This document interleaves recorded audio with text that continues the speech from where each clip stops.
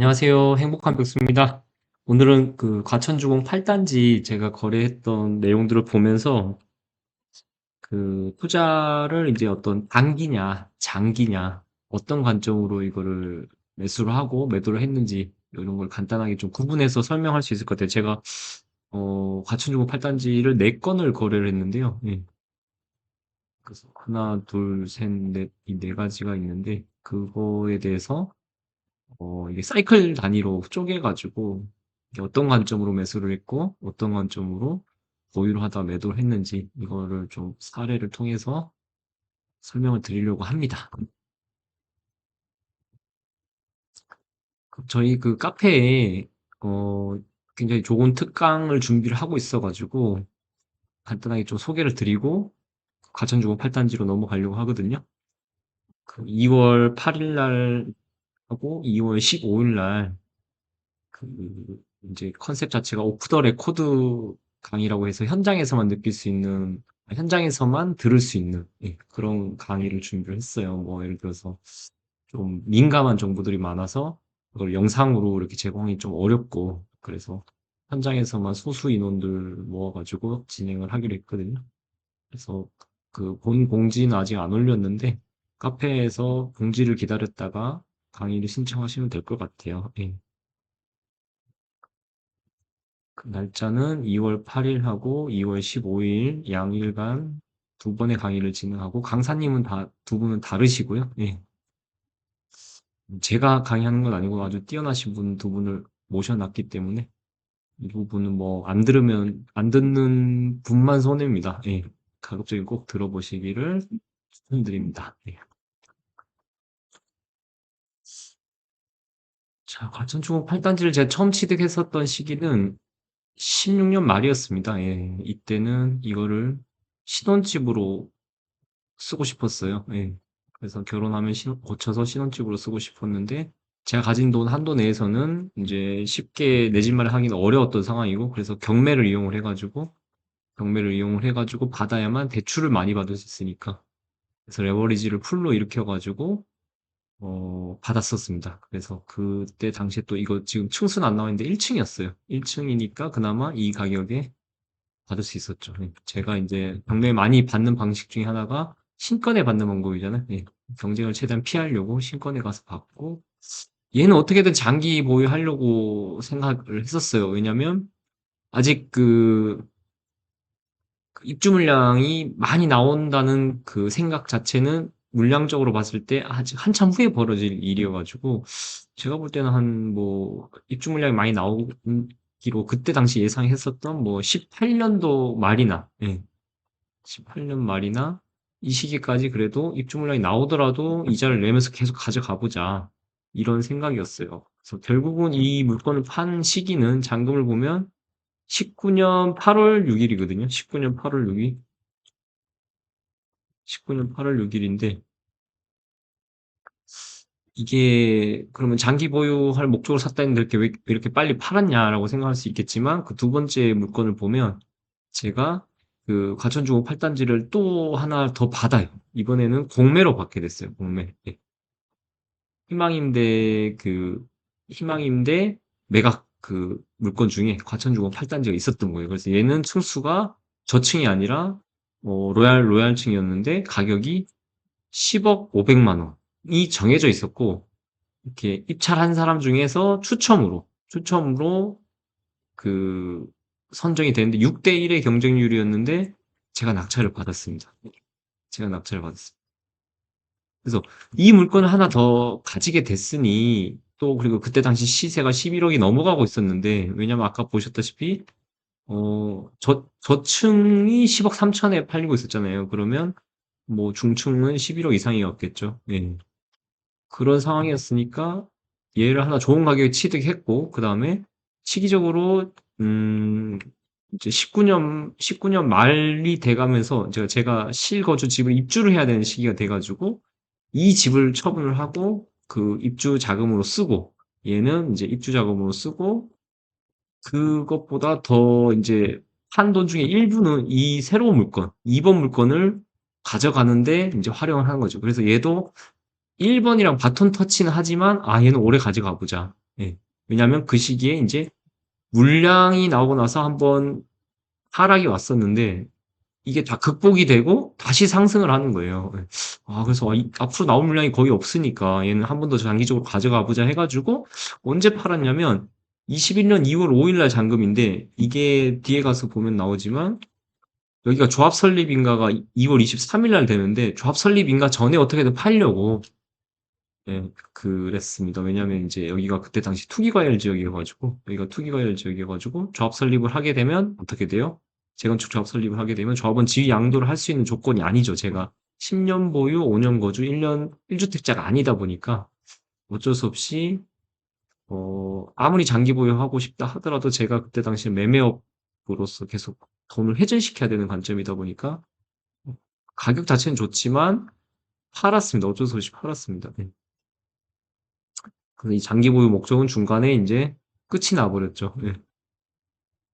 그러고 나서 이제 두 채를 더 매입을 하게 되는데요. 그 시기는 이 21년 2월 요 이후에 산 게 아니라 취득세 중과가 되기 전에 매수를 했습니다. 취득세 중과가 20년 8월 2일 날 다주택자 취득세 그다음에 법인 취득세 중과가 20년 8월 12일인가 진행이 됐었는데 그 시기 전에 매수를 합니다. 예.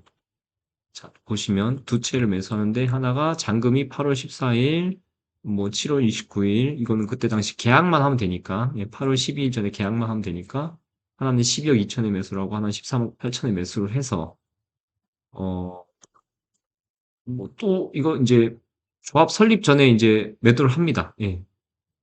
지금 이거는 이제 잔금이 2월 26일로 돼 있는데, 이제 더 땡긴 거죠. 왜냐면 조합 설립이 될 것 같으니까 더 땡겨서 잔금을 했고, 얘는 이제 조합 설립 전에 매도를 했고 이거 하나 가격은 아까 2번 판 물건하고 가격도 똑같고 날짜도 거의 비슷합니다. 하나는 4일이고 하나는 5일이더라고요. 날짜가.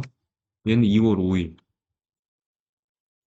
2월 5일 날 팔았고 아까 얘는 2월 4일 날 팔았고 어, 뭐 제가 이렇게 따박따박 붙여가지고 팔았는 거는 잘 기억이 안 나는데 이 시기에는 너무 물건 거래를 많이 해가지고 이렇게 팔았었네요. 너무 신기합니다. 그래서 그러면 3번, 4번은 왜 샀냐? 이렇게 짧게 보유해가지고 팔 것 같으면 도대체 왜 사는 거냐? 여름에 사가지고 다음에 겨울에 판 거잖아요. 그러니까 한 6개월에서 7개월밖에 보유를 하지 않았는데 어떤 근거로 이거를 뭐 그때 당시로서 작은 금액도 아닌데 12억이랑 13억 8천 이걸 왜 샀냐는 거죠. 이때 샀던 근거는 저는 이랬습니다. 이제 그때 팔단지를 계속 들고 있었으니까 여기가 조만간 조합이 설립될 거라는 거를 이제 인지를 하고 있었어요. 그 시기가 이제 언제가 될지는 좀 가늠하긴 힘들지만 1년 정도 안에 조합이 설립될 것 같다는 생각이었어요. 그래서 제가 그럼 취득세 중과되기 전에 도대체 뭘 사 놓을까 고민을 하다가 과천 8단지 두 채를 사 놓자라고 결정을 하게 된 겁니다. 네. 취득세 중과 당하기 전에 마지막으로 이거를 사보자. 그 물건이 제가 결정을 했던 게 뭐 그때 여의도 수정 아파트인가 그것도 있었는데 그 전에 이제 그 여의도 수정은 그 전에 샀던 것 같고 그 이제 거의 직전에 20년 8월 달 직전에 매수했던 게 지금 요 과천주거 8단지 두 개.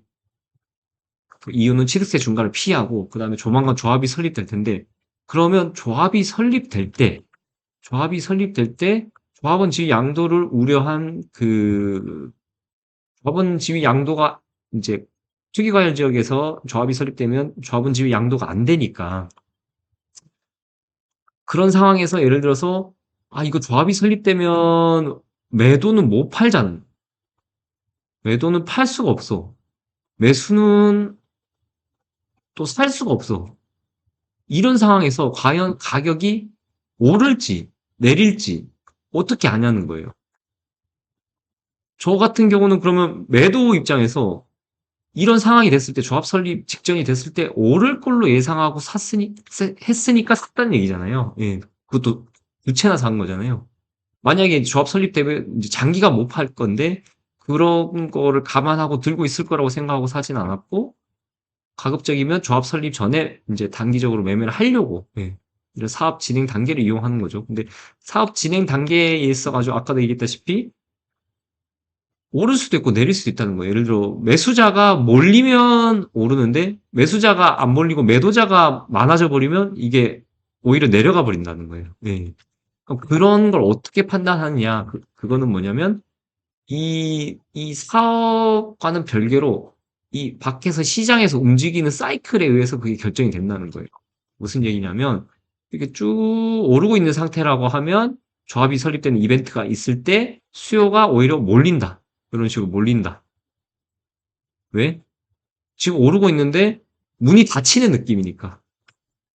근데 만약에 내가 하필 그 이제 팔려고 하는 조합 설립 인가 시점 이렇게 내린다 가격이 이렇게 되면 그럼 매도가 더 많아지는 거예요. 매도가 이렇게 수요가 바깥으로 빠져나가는 거죠. 팔리는 사람이 더 많아지니까. 그러면 이제 오히려 가격이 떨어지는 거예요.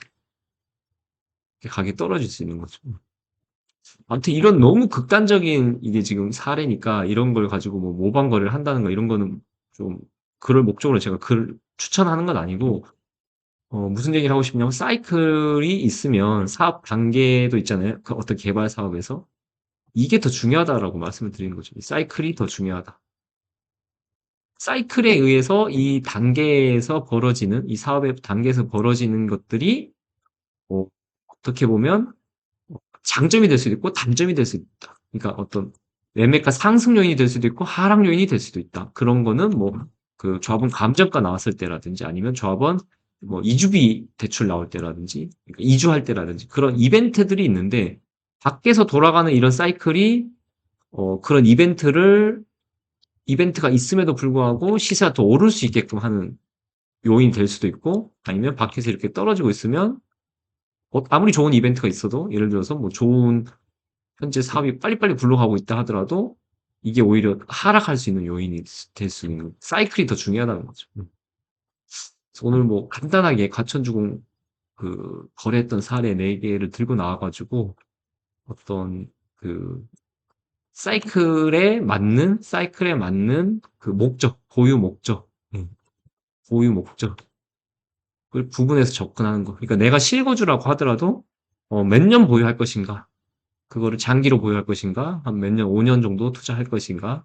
그런 걸 보면서 우리가 어떤 식으로 접근해야 될지 이런 걸 생각해 볼 수가 있어요. 이런 거는 뭐 좀 더 자세하게 알고 싶으면 제가 진행하는 그 정규 강의를 들으시는 게 훨씬 이해도가 높을 텐데 이 유튜브에서는 조금 말씀드리기가 한계가 있는 것 같아요. 그래서 간단하게 어, 설명을 드렸고 그다음에 과천주거 팔단지 최근에 관리처분인가 나서 그런 것도 보면서 시세도 20억이 넘어가고 이게 옛날 생각이 나서 추억 삼아서 한번 만들어 봤습니다. 예. 구독과 좋아요, 알림 설정 드리겠습니다. 예. 감사합니다.